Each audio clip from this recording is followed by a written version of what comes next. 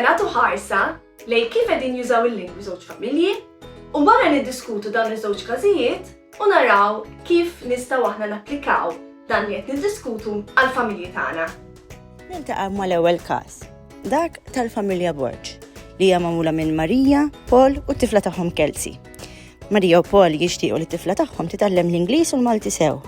Huma jemmnu li l-Ingliż huwa importanti ħafna t-tifla u għalhekk jiżguraw li hija taqra u tagħmel homework sew bl-Ingliż.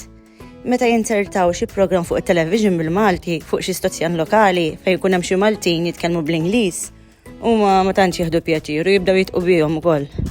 Huma jemmnu li dawn in-nies jinstemaw tal-Pepe u għalhekk jistkerħuhom xi ftit. X'taħseb li qed jiġri hawnhekk? Fil-familja Borġ naraw kontradizzjoni bejn l-importanza li l-ġenituri jagħtu l-Ingliż u mbagħad l-attitudnijiet tagħhom lejn l-użu tal-Ingliż f'Malta. Issa Kelsey, it-tifla tagħhom, kif sa tħossha meta tiġi biex tuża l-Ingliż fil-ħajja tagħha ta' kuljum? Se tħossha li xi ħadd jista' forsi jitħaq biha? Jew xi ħadd ħajajdilha inti tal-Pepe? Niltaqgħu issa mal-familja Ġus fejn għandna l-omm li jisimha Rita u t-tifel tagħha David. Rita tgħid kemm tisħaq biex kemm jista' jkun it-tifel tagħha jġib marki għalin fis-suġġetti kollha tal-iskola. Għalhekk tagħmel kull ma tista' biex tgħinu jaqra bl-Ingliż u ġiri bil-Malti, jagħmel ix-xogħol li jingħata d-dar sew u jistudja wkoll.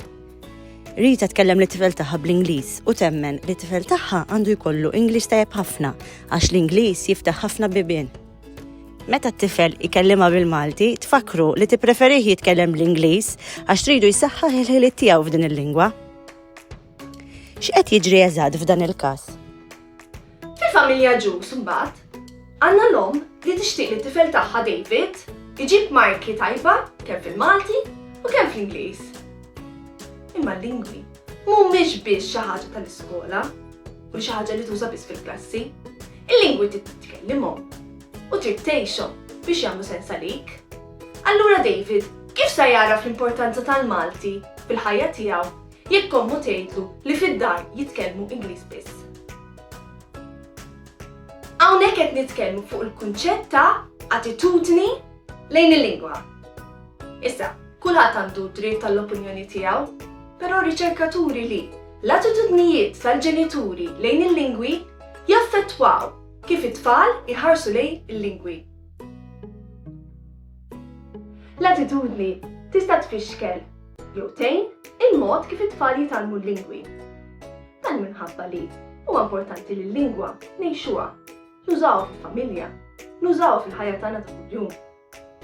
Fil-kuntest lokali, jiġifieri, importanti li l-ġenituri u l-kustodi irawmu attitudnijiet pożittivi lejn il-Malti, lejn l-Ingliż u lejn il-lingwi kollha mat-tfal tagħhom. Grazzi tal-li segwejtu dan il-filmat.